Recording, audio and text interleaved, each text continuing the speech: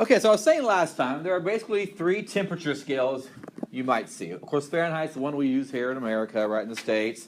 The rest of the world pretty much uses Celsius.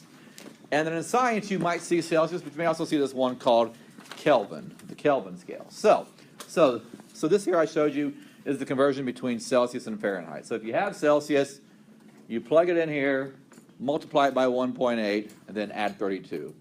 And the 1.8 and the 32 are both exact when it comes to your calculations on that, okay? Okay. Now how about the other way? If you're given the Fahrenheit, you find the Celsius. The way you do is a little bit of algebra, right? So you move the 32, so you subtract 32, right? Then you would divide by 1.8. I'm going to do it real quick.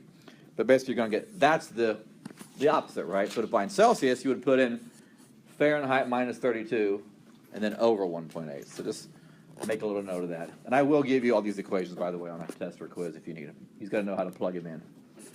So that's the opposite. So write down the Fahrenheit one now and the Celsius one. You have them both. All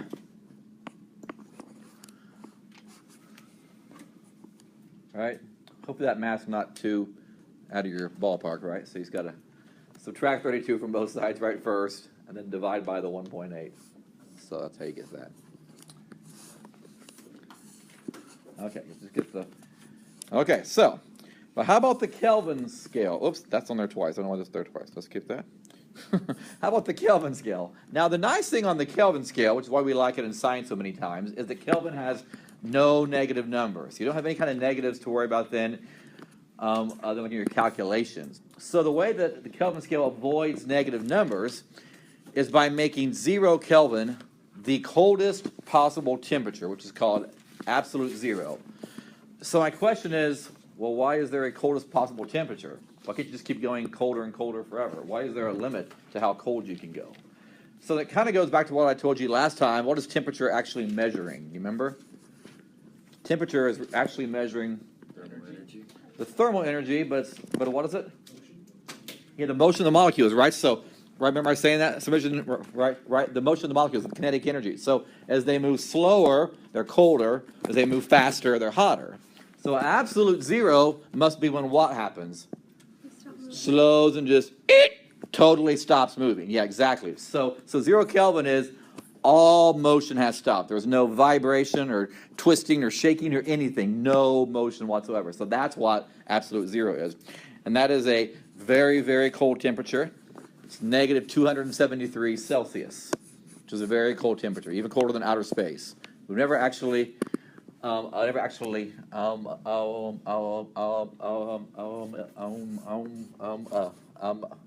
got to absolute zero. Actually, we come very close. We come within like a few, I don't know, within like 8 decimal places. Very close. We've never actually got to absolute zero because it is, like I said, it's insanely cold, even colder than outer space. It's really, really cold. So you might remember though, then the back a few slides when I showed you the Fahrenheit next to the Celsius next to the Kelvin. Well, I said then that the Celsius increment was the same magnitude as the Kelvin increment. So a change of 1 Kelvin was about a change of 1 Celsius, was about a change of 1.8 Fahrenheit. So same magnitude on their side, but they're just shifted off. The difference is the Kelvin scale is 273 off from the Celsius scale. So if you want to turn Celsius into Kelvin, you take the Celsius and you just add 273. Or if you want to be really precise, you add 273.15. But yeah, normally though, you'll find us use 273. So that's how you would take a Celsius and put it into Kelvin. So for example, negative 273 Celsius, you'd add it and you get 0 Kelvin. That's the same thing as 0 Kelvin.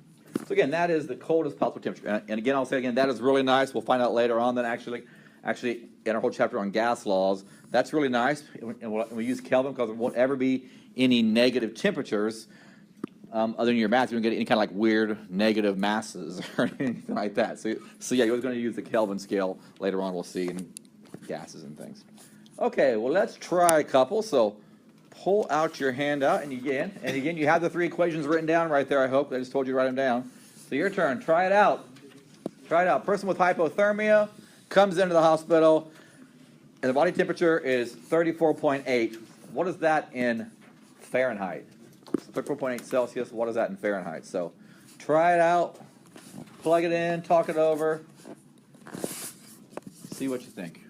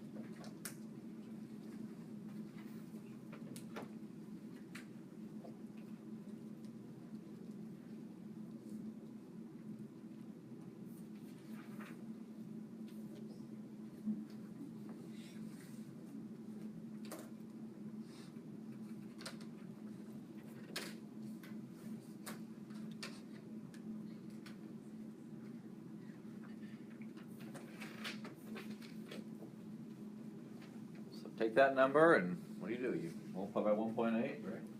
Add 32.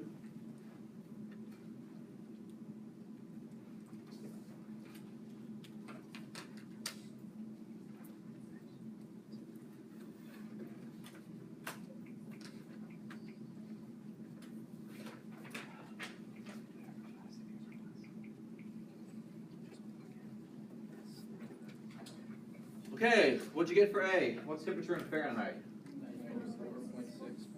94.6, 164. Okay. Okay, yeah, I'll do it real quick for you.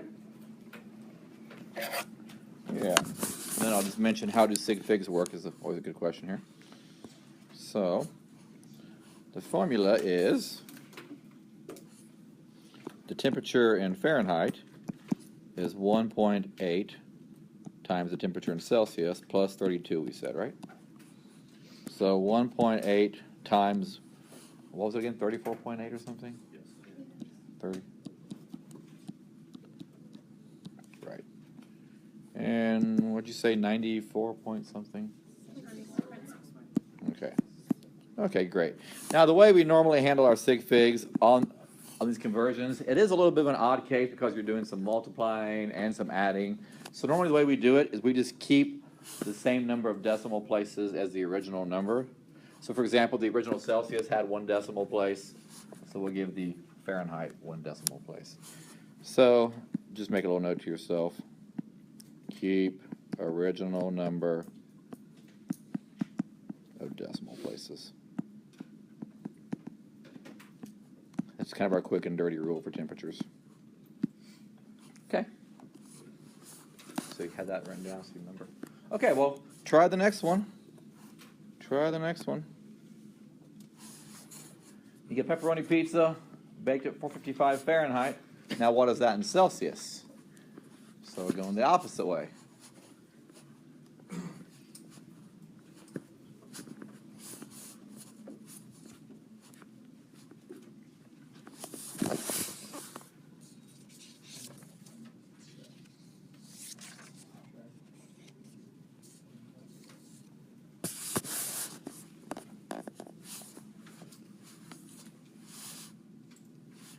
When is your FLS this week?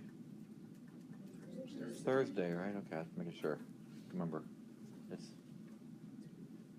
is it Thursday morning? Is that right? Like or is it right after class? Okay. Oh, or after your lecture. That's right. That's right. After your lecture. There is no lab. I forgot. Yeah, Thursday. Yeah, okay. Yeah, you should probably go to that if you have any questions. Okay, compare your answer. This one sometimes is a little tricky on your calculator, so make sure you're punching it in right.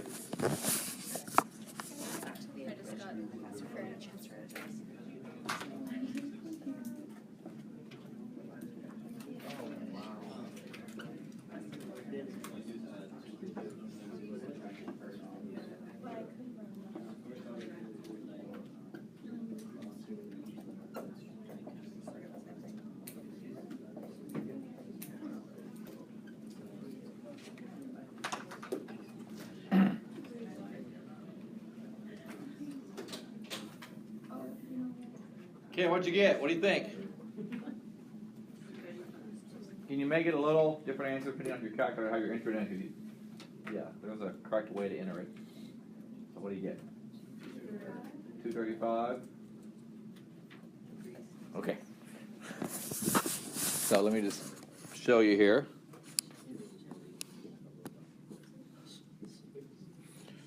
So the Celsius is the Fahrenheit minus 32 over 1.8. So 455 minus 32 over 1.8, right? So yeah, my only little warning is on your calculator, you can't literally punch it like that in your calculator or you'll get the wrong answer, right? Right? You can't put it in as 455 minus 32 divided by 1.8. Why will that not work? Because we'll do the division part first, right? Right. So it'll do this first, and then whatever that number is, subtract that from 455. So you can't do it that way. So you have to use either hit enter after that one or put it in parentheses, right? So make sure you do that on your calculator. Okay, and then you get, what was it you guys said? I'm sorry. 235. Sounds good. Awesome. Okay. So last one.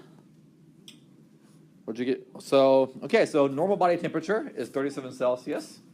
What is that in Kelvin? Kelvin's pretty straightforward. Okay, just take that and add 273. So,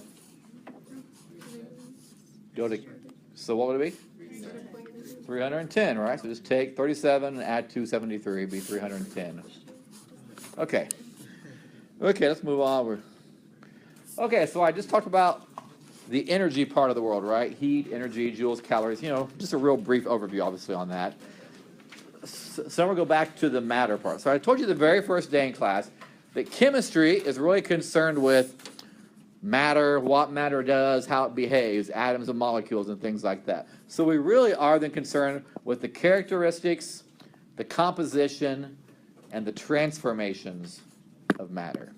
And I told you, I think, last week that all these transformations, the only reason those even occur is because of the energy part of the universe that drives those transformations to happen, that makes things, like I said, change or melt or explode or heal or grow or change color or whatever. All that's driven by energy. Okay? So, what is matter? Well, matter is basically anything that, number one, has mass, and two, occupies space. So that's most everything that you can think of. It has mass or it occupies space. Okay? Now it is, things that you can see, but even things you can't see. So for example, air is invisible, but air is matter, right? Because air that doesn't, right, there are the little teeny tiny air particles that are actually in the space around you. And they do actually have mass, and they're actually occupying space, but you can't see them. All right, so, yeah, so I said air, oxygen, nitrogen, that's also a type of matter. Things that are alive, of course, things that aren't alive, right? So, people, we're all matter, bricks are matter, right? Whatever, things alive, not alive, etc. Okay. Now, the only things that aren't matter, technically then, are like pure kinds of energy. So let's say, I don't know, sound or heat or things like that wouldn't be matter. Or maybe, I don't know, feelings or emotions. I mean, those things matter, but they're not matter, right? So yeah, things like that, right? So how can we classify matter? I'm going to draw a little flow chart here on the board. So obviously, matter is a big, broad category, right? So how can we classify it? Well, the first we can do is we can break it down into one of two subtypes of matter. One is called a pure substance, and pure substance is exactly what it sounds like. It's only composed of one type of an atom or one type of a molecule. So it's pure gold, it's pure water, it's pure carbon dioxide, it's pure aluminum, just one type of atom or molecule. So matter can be a pure substance.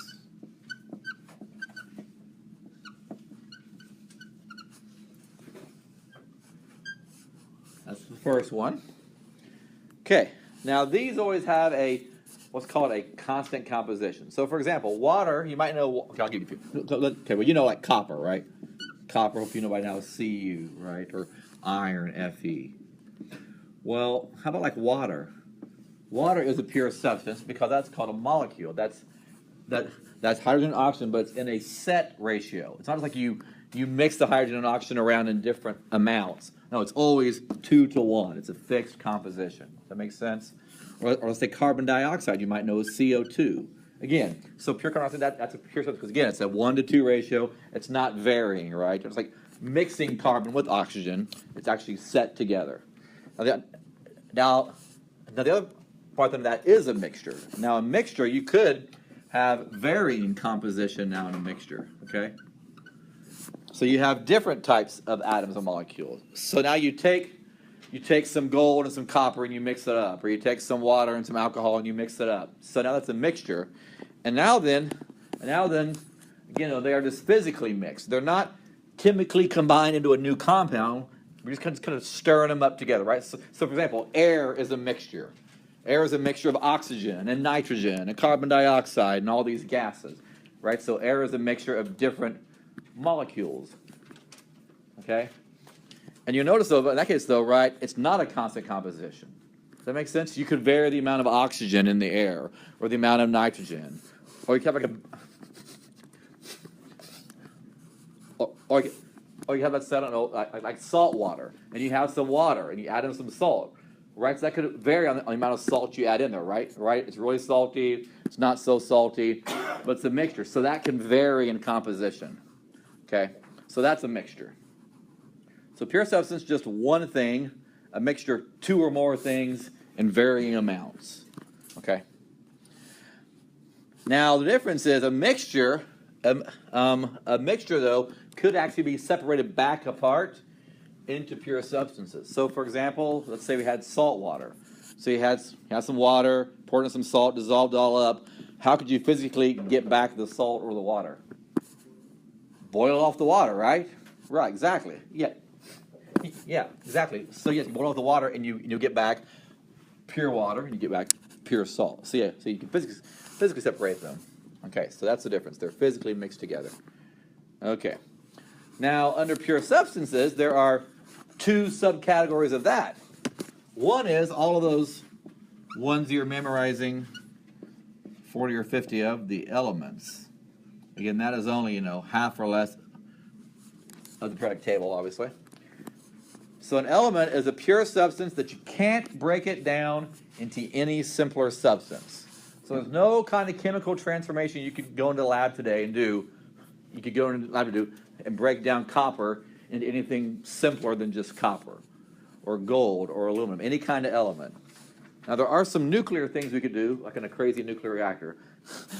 But as far as chemically or physically, there's no basic thing you could do except in a lab and break down aluminum down, let's say, down into electrons and protons and things, right? So yeah, an element is the simplest piece of a pure substance. It's the simplest, the smallest piece you can get, at least chemically, okay?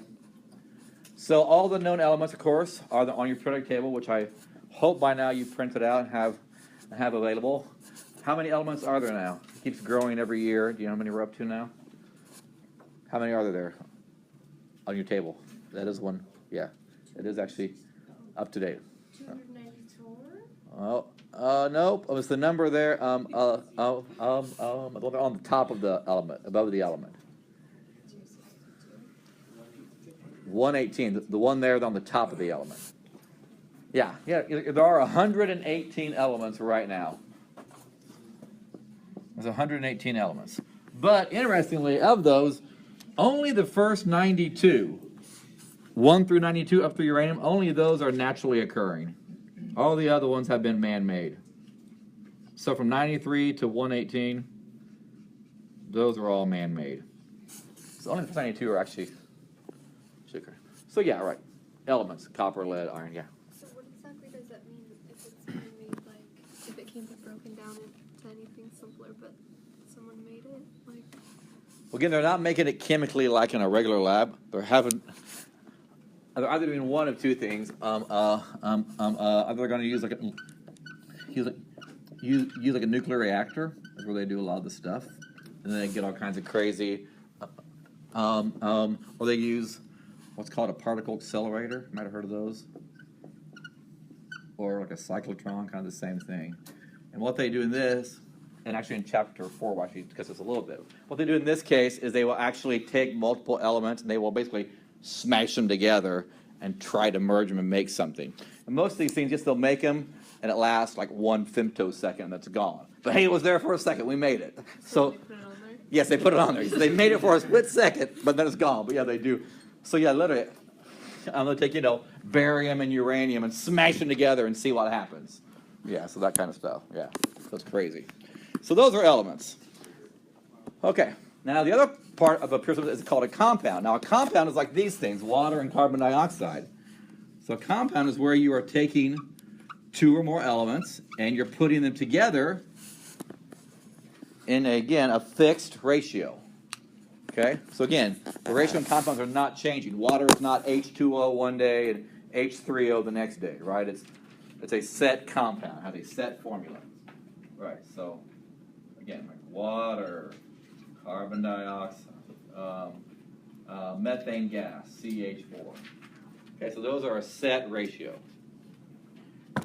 And obviously there are many more than just 118 different compounds in the world. There are bazillions upon bazillions, because everything around you is almost always a compound, right? This is just pure aluminum or something, right? So, your skin, your hair, your eyes, your desk, your calculators, your cup, your coffee, whatever, it's all different compounds, right? So one of the really interesting things then with chemistry then is the way there are so many compounds. And again, they're really all of the billions of compounds you can think of. I mean, literally, like I said, your hair, your skin, your eyes, your liver, your blood cells, your platelets, your whatever's in your body, right? I mean, your teeth, your bones, your kidneys, your spine, your table, your chair, your backpack, your glasses, your coffee cup, whatever. All that is only made up of 92 different elements. So what happens then is the way you combine those 92 different elements. Okay, so what ratio of elements are you using, and then how are they actually attached to together? So I just find that very fascinating in many ways in chemistry because again, it's like the entire universe, everything in the universe then is made up of only 92 different elements. So if you're like, for example, let's say you're back in, in grade school, let's say then, in grade school then, and you're handed a box of crayons, there's only in your crayon box 92 different colors, but you can make everything out of only 92 different colors. So again, it's all based on the ratio. Like I said, CO versus CO2, carbon monoxide versus carbon dioxide. So the ratio. And the properties of the elements oftentimes have nothing to do with the same properties we'll get in the compounds once you combine them together. So it really is fascinating in that kind of sense. So I will give you a crazy example that I love. Okay, so here's an element. Sodium is an element. It is a shiny gray metal. It's very soft. You can cut it with a knife, but it's crazy reactive in water. Because you get a piece of sodium metal and put it in water, and it explodes and it bursts into flames. Chlorine is another element. It is a gas. It is a very toxic, nasty green gas. The Germans used it back in World War I. So you get this explosive, shiny metal, this toxic green gas. You put them together, and you make salt, and you put it on your French fries, and you eat it. Is that the craziest thing ever? That's what I was saying. So yeah, these properties have nothing to do with the properties once you put things together. Isn't that weird? Explosive metal, poisonous gas, put them together, boom, suddenly it's edible, eat it all day long, it's totally safe. So that's why I love chemistry, because I said it's so crazy. So for example, I'll give you an example. In your body, 99% of your body is made up of 3 elements: carbon, hydrogen, and oxygen. But obviously though, there are way more than just 3 things in your body, right? I'm saying, right. There's all kinds of different cells and tissues in your body. There's tens of thousands.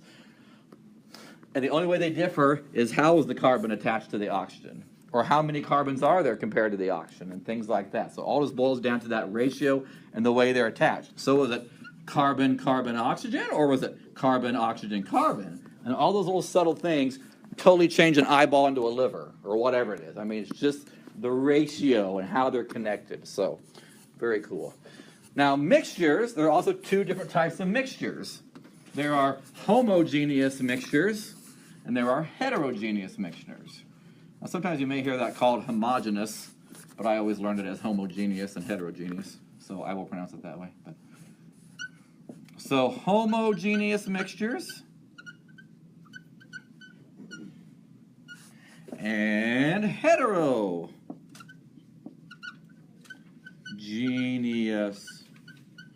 mixtures. Okay? So, as you might know from the Latin prefix, homo means same or uniform. Hetero means different. So a homogeneous mixture is literally one that has the same properties all the way through it, or the uniform properties. So it is homo throughout, same throughout.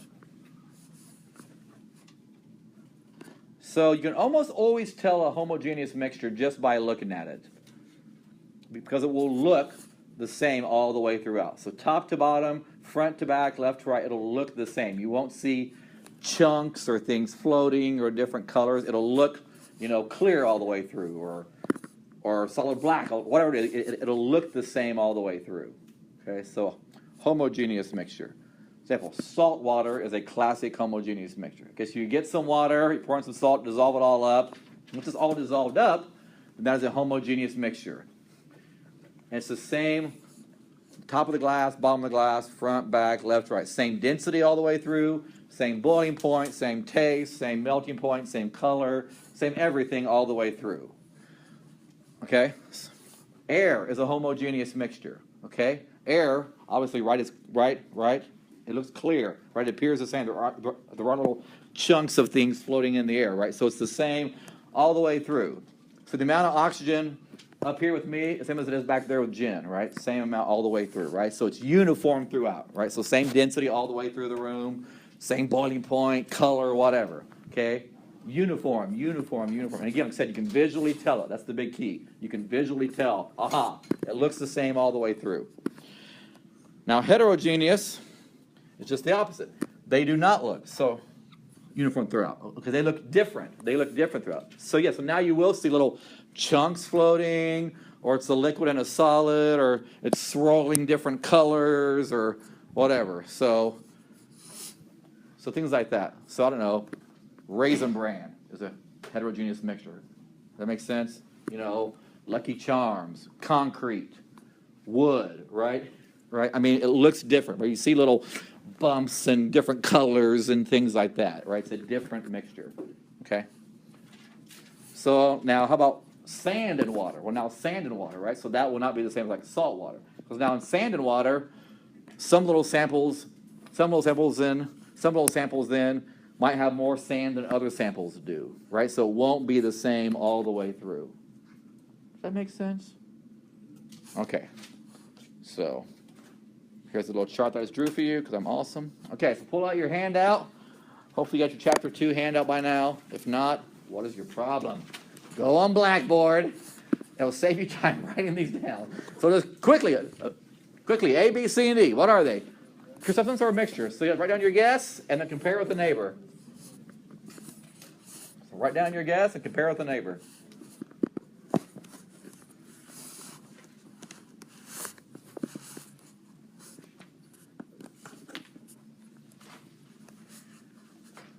Here it comes.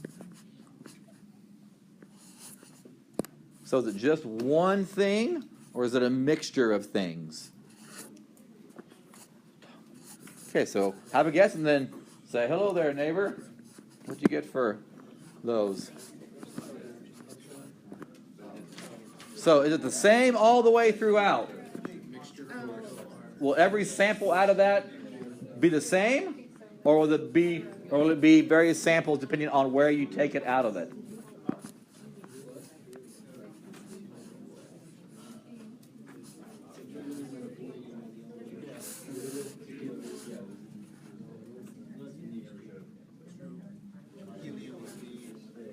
Okay, so what do you think for pasta sauce, tomato sauce, or your spaghetti or whatever? That is definitely a mixture, right? So different bites will have different chunks of tomato or meat or whatever, right? It's going to be different throughout. It's not uniform throughout. Aluminum foil. That should just be pure aluminum, right? So all the way through the aluminum foil, right? How about helium? That's an element, so that'd be a pure substance. How about blood? That is definitely a mixture, right? Because some blood samples have a little bit more antibodies, or more platelets, or more white cells, or more whatever, right? So it's not equally the same regardless of where you pull it out of, right? It's going to be a mixture of different things. So blood is a mixture of different things. Awesome, you guys are great. A+ on that one. Woohoo! Okay. Okay, now the next one. Try this one out. Are these homogeneous mixtures, or are these heterogeneous mixtures? So think about it. Take your guess, and then discuss with your neighbor. Is it uniform throughout all the way? Same top, bottom, left, right, front to back? Or are you going to get different properties depending on where you take the sample from? Again, visually it's almost always obvious. You can look at it and see, oh, I see different things, or I don't see different things. It looks the same. So.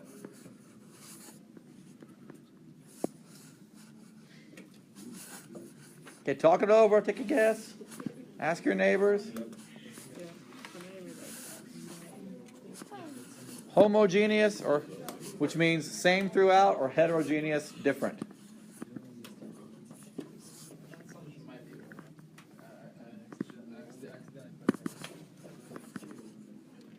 Okay, hot fudge sundae. Is that the same all the way throughout, or is it different? Different. Obviously, it's heterogeneous, right? Right? Yes. Yes. It's different. Different bites will have different amounts of fudge or whipped cream or nuts or whatever you put in your hot fudge sundae, right? How about other than clear shampoos? You got a bottle of Suave or Head and Shoulders or whatever. They're on clear. That should be homogeneous, right, all the way through. The rest of the same properties, top to bottom, hopefully in that bottle of shampoo, right? It won't vary at the bottom of the shampoo. Now it's not working as well. It should be the same all the way through. Good. How about some sugar water? Yeah, exactly. So you just get some water, have some sugar in it, stir it all up. Poof, it should be the same all the way through once it's dissolved. How about peach pie? Who's hungry? That's going to be heterogeneous, right? So going to be, chunks of peach in some and not as much in the other, and crust and different things, right? Okay, that's pretty obvious, I think. So we're doing good. Another A+, 2 in a row. You guys are kicking butt. Okay, so one other way then that we can classify matter, in addition to our little scheme here, is, of course, solid, liquid, gas. You've all heard of those. So you can also break it down based on what's called its physical state, or its phase. So there are 3 physical states, or 3 phases: solid, liquid, and gas. Now there is another one called a plasma that I won't really get into in this class, but the most common are solid, liquid, and gas. So let's think about this. So what makes a solid a solid? What makes a liquid a liquid? Or a gas a gas? Well, okay, so we'll use water for an example. So let's say you have a block of ice. Well, why is it a solid? Well, you've got all your water molecules, and they're all packed in here nice and tight together in your ice cube. So I'm drawing a red ice cube. I don't know why I'm drawing it red. But so they are closely packed together, and they are moving, but they're not moving around. All they're doing is kind of vibrating. Okay, so all they're doing is kind of shaking a little bit. Okay, they're kind of vibrating. So that's their only move. They're kind of vibrating, shaking a little bit, things like that. Okay, so all they're doing is just kind of this, kind of vibrating. Okay, but there is motion. But again, hotter vibrates faster, colder vibrates slower. Okay, okay. So what else? Now in a liquid, well, now they are also still close together. So let's say I have a beaker of water here or something. So now they are still in here close together, but now they are moving relative to one another. So now they're kind of rolling and rumbling and jumbling past each other. Okay, so now they are, sliding, past each other. Okay, so they're moving, right? They're moving. So they're rolling around. Kind of like, that makes sense? Well, so here's like a bunch of marbles, and they're kind of rolling past each other. Here the marbles are all like glued together, and they're not moving. But to kind of like shake them. You with me? So, solid, liquid, and then a gas. Let's say steam. Now they are not close together in a gas. which is why you can typically see through gases. They're very clear. So in a gas, they're like, oh, there's one over here, and then 300 feet away, there's one over here, and then there's one over here, and they're really spread out. Lots and lots of empty space. And they are definitely moving. So these are zipping around. They are going really fast, hundreds of miles an hour normally. All over the place. Okay, so they're bouncing off your face right now. You don't even know it. Hundreds of miles per hour, just smacking into your face. Hundreds of miles an hour. So yeah, so this, very close together, locked into place, close together, but they are moving around somewhat, way spread out, lots of motion. So most motion, less motion, least motion, right? Okay, so that's kind of the basics. Okay, so real quickly then, we'll go through them again. So solid, tightly packed together, okay?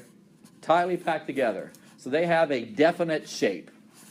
That means that if I have a block of wood and it's square today, I won't come back tomorrow and it's round, right? It will not change shape on you, right? So you can't, right. So again, why is that? Well, these are locked into place. And I can't just, massage them and smush them like I could a liquid.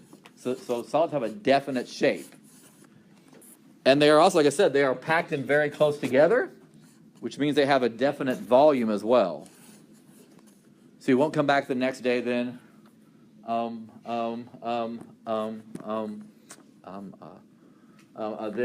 your block of wood has suddenly shrunk in size and they packed closer together.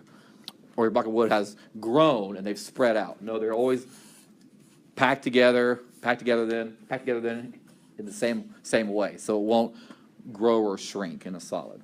So a fixed or a definite shape and a fixed or a definite volume. Okay, they're packed together, but they are moving, right? But they're kind of like vibrating. Okay, they're kind of vibrating like that, just vibrating around a little bit. Okay, liquids. Now they are, they are packed here, loosely, but they are moving relative to one another, right? So, like I said, a bunch of marbles or balls, and they're rolling around past each other. So, since they are rolling around and moving, that means their shape can change, right? So you could take a liquid then in a round glass and pour it, let's say, into a square glass, and it'll change shape, right? So that makes sense, right? So you can do particles, and you can smush them around, make them change shapes, but they are still going to stay packed together the same, so you won't change the volume. Change the volume. Okay, you can. Okay. So for example, then you can have like a 2 liter of Coke, and the next day it's 3 liters of Coke, right? It will not change volume on it, right? It'll stay 2 liters of Coke. Does that make sense? You can change the shape of the Coke, right? But you can't change the volume of it. And they always take on then the shape. The same shape as their container, right? So they're going to change to match the shape of the beaker or the cup or the bucket or the puddle, whatever they're in, right? Okay. And they are close together, like over here, but the difference is these are moving relative to each other. Those are not moving relative to each other. Okay. Okay.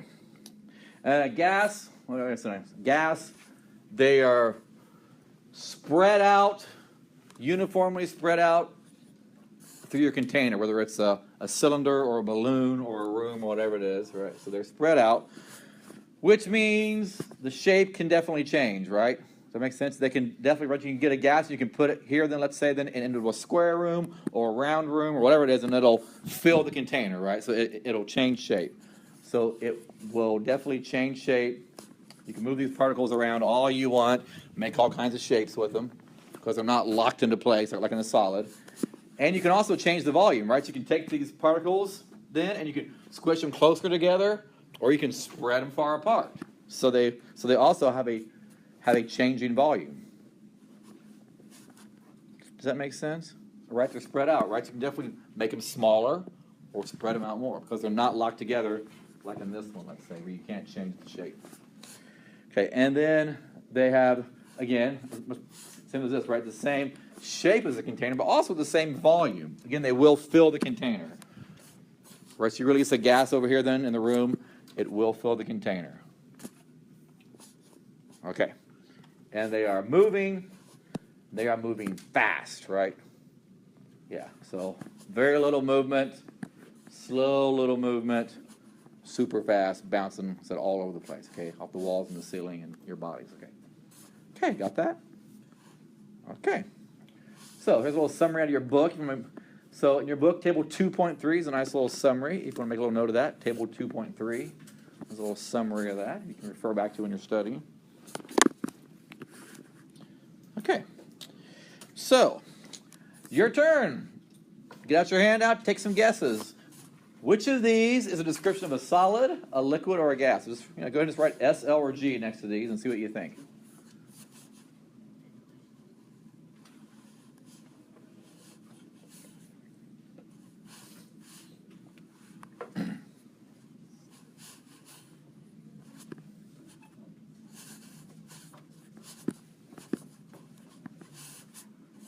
Okay, talk it over. Whenever you get an answer, you think. What do you think A is? A solid, liquid, or gas? B, C, D, E. Talk it over.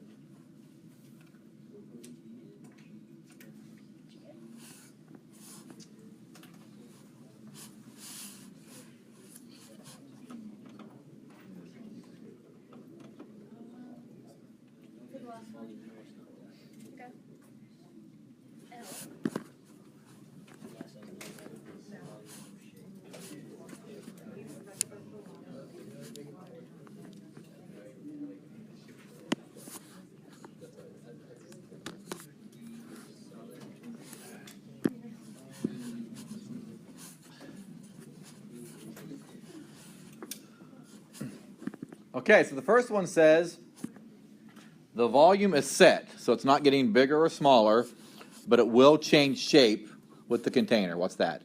Liquid. That's the liquid, right? That's the liquid. Next one says the particles are moving really fast, very rapidly. Gas, of course.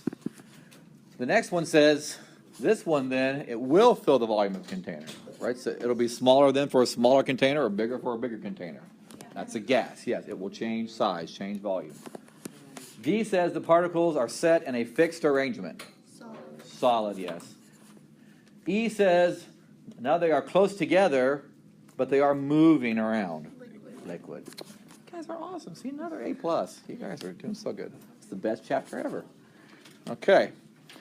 Well, so I talked about with matter, we are interested in various characteristics of the matter. So let's look at some other ways you might be able to classify or to characterize matter. So we're going to look at physical properties versus chemical properties. Now, a physical property is basically, it's a property of a substance that you can make an observation of without changing that substance into something else. So I'll say that again. So you can make an observation about this substance without changing it into something else. So I make an observation that gold is yellow colored, and it still stays gold after I make that observation. Or I make an observation that gold is heavy, or gold is flexible, or gold is shiny. All of those are physical properties. But let's say I make an observation, wood burns. Okay, well that's not a physical observation because now the wood was changed into something else when I burned it. So that's a chemical property. So physical properties are all these kind of stuff. Things like color, the taste, the smell, when does it melt, when does it boil, how much does it weigh, malleable, which basically means is it very flexible, can you bend it, is it a good conductor of heat or electricity. Those are all properties of an element, or of a compound, I guess, actually, then, that you can make without changing it into something else. Right, so I can melt gold, when I get done, it's still gold. Or I could boil water, when I get done, it's still water. I just changed the phase, but it's still water. I haven't made something new. Yes? But when we boil it, doesn't that change it into steam, change it into something else now? Well, it's still water. For example, like, it was ice, now it's water, now it's steam, but it's still H2O all the way through. I've not made it something new. Yeah, it's a very common misconception, but yeah, that's good, Tony. Now, a chemical one said, that is one, though, where now when you make the observation, I'm actually changing it. So now when I observe, like I said, oh, it's flammable. Well, yes. Well, that's going to change it into something new when you burn it. Wood burning. Isn't it Yeah. like you can't change it back or not Right. easily? Yeah. 99% of the time, I would say that. Yeah. Yeah. So things like this. Okay. So I know that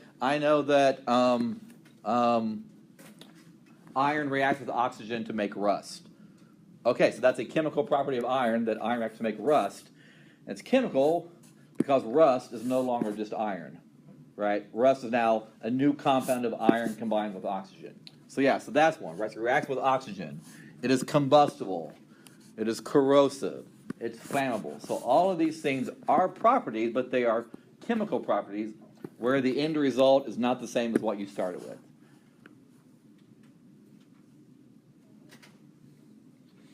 Yeah, so most of the time, as I can't remember her name, was it Lauren? As Lauren was saying, most of the time chemical properties are things that you can't reverse.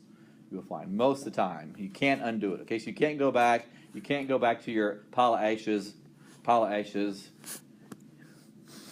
and then undo it and get your wood back, right? So most of the time you cannot reverse that. Okay, so you can't get your rust and then unrust it normally back into nice shiny pure iron again. Okay, most of the time. Okay. Okay, so your turn. So here are 7 properties of a substance. You tell me, are those physical properties or are they chemical properties? So in other words, did you actually change it into something new when you made that observation or not? If you did make something new, it's chemical. If you did make something new, it's still physical.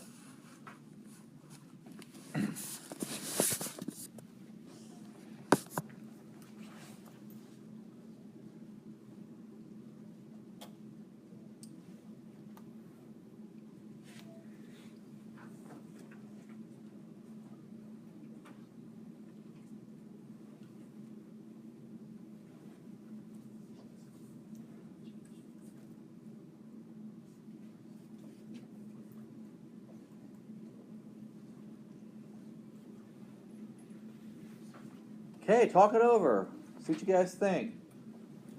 Discuss. What do you think? Did you make something new, or is it still the same thing after you made the observation?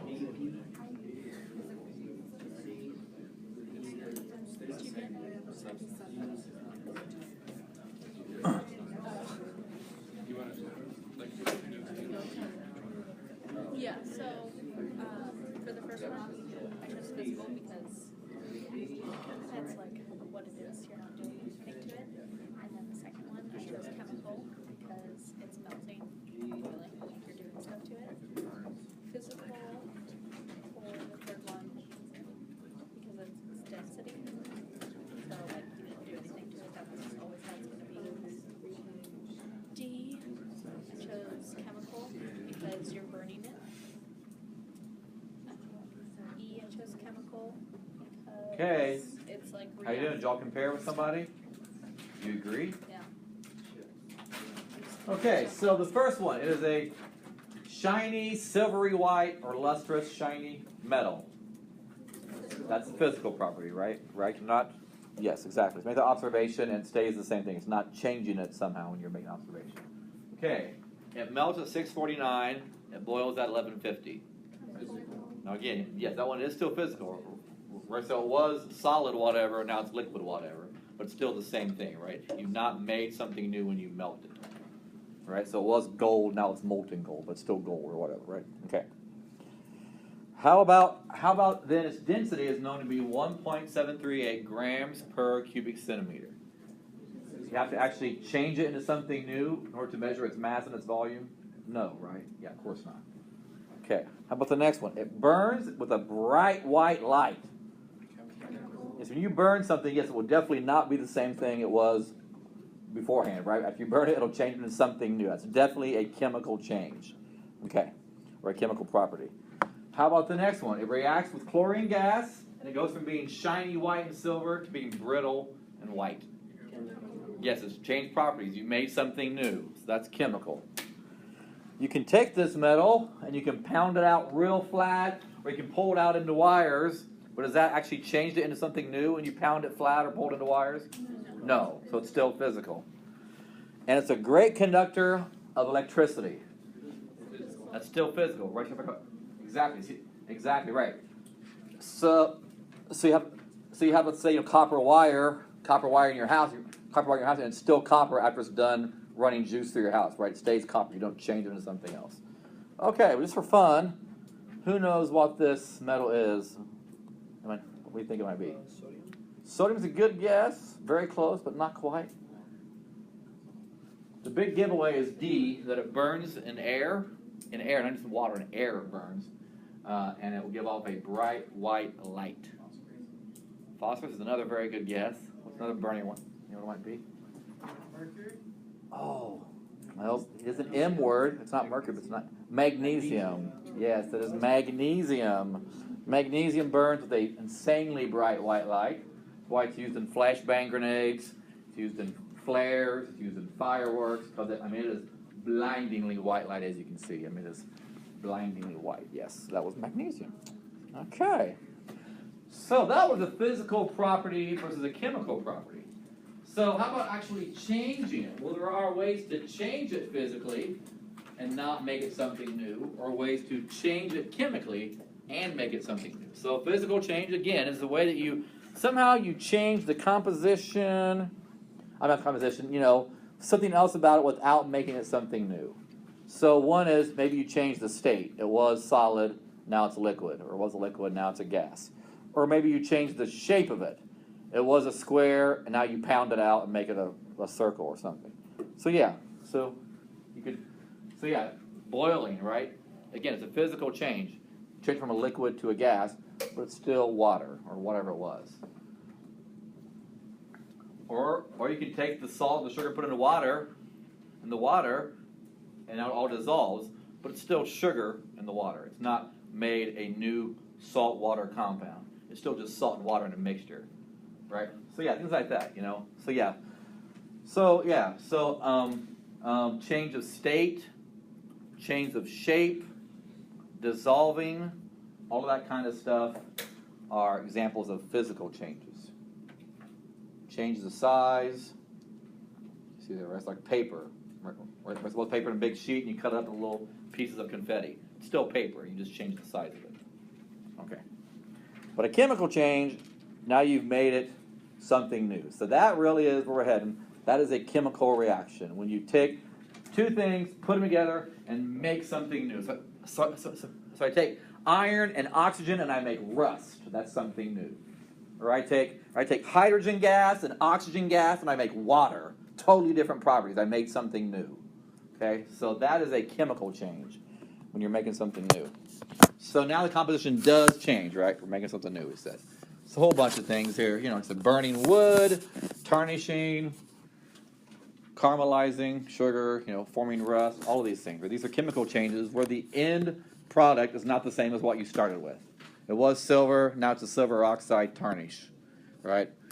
It was wood, now it's a bunch of carbon, hydrogen, ashes and stuff, right? Okay.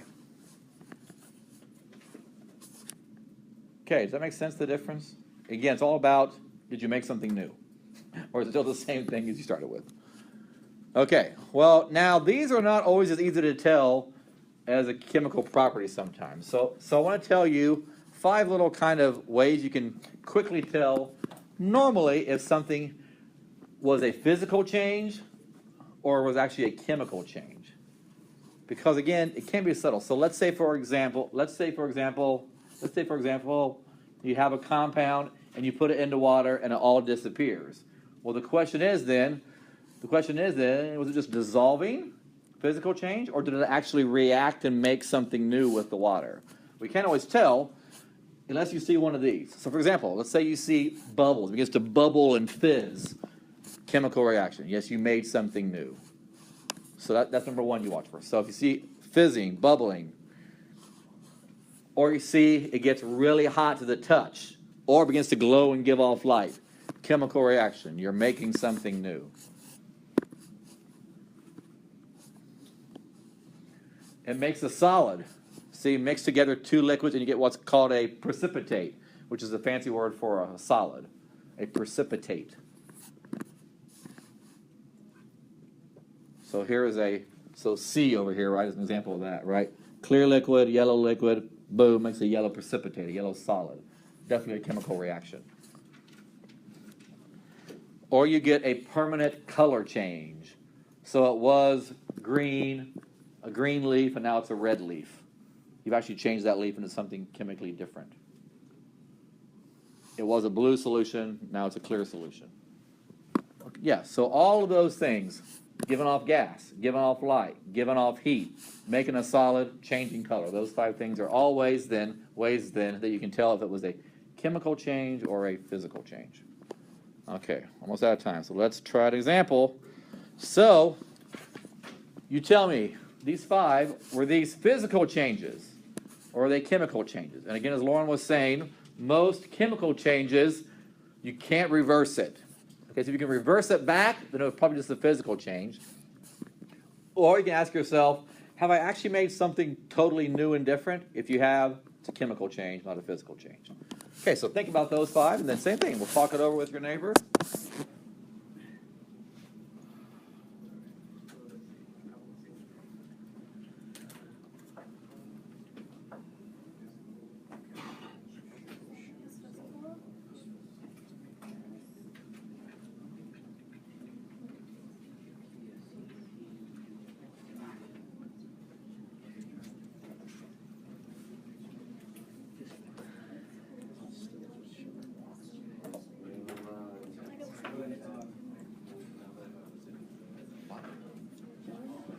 Okay, compare if you haven't yet. Everybody compare?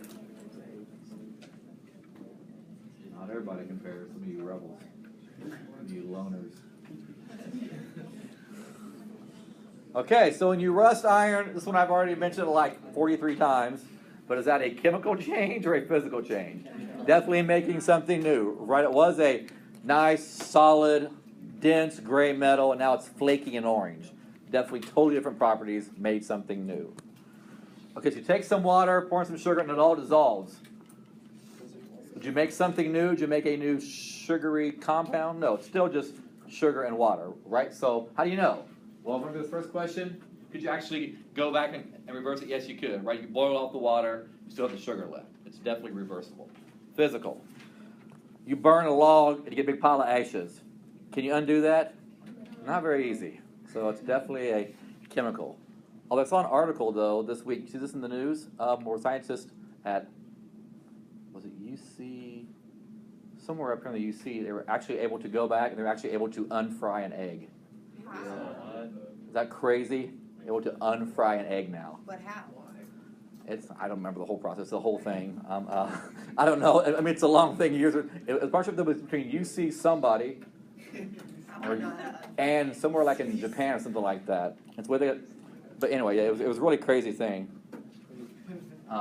Melting ice. Yeah, it's still water before and after, right? Okay, I'll find the article and I'll post it on Blackboard. How about that? Okay, grinding up cinnamon. Physical, right? Still something after you get done and grinding it. It was a really cool article, though, because they were saying the kind of breakthrough on that then is the way you can actually get to manipulate proteins now in all kinds of different ways. So you used to always think once proteins were heated up and things, it was changed and locked in a new configuration. You couldn't undo it. Now they're able to actually unfry eggs, which is crazy. So, okay, so we've still got a minute left, but so I was going to remind you real quick on Thursday. Bring a Scantron, right? Gonna have a little quiz on the elements. Both sides of the sheet. Spelling definitely counts, right? So nickel, chromium, cobalt, sulfur, right? So we're going to use the American spellings, by the way, of those things as well, right? So not the English spellings. Aluminium, no, it's aluminum here or whatever, right? So, okay, so we'll see you in, what is our class? Is it 3:40 or 3:30? 3:30, okay, so we'll see you in 10 minutes, so make sure you got your long pants and your shoes and your goggles or start there in the room. We'll see ya.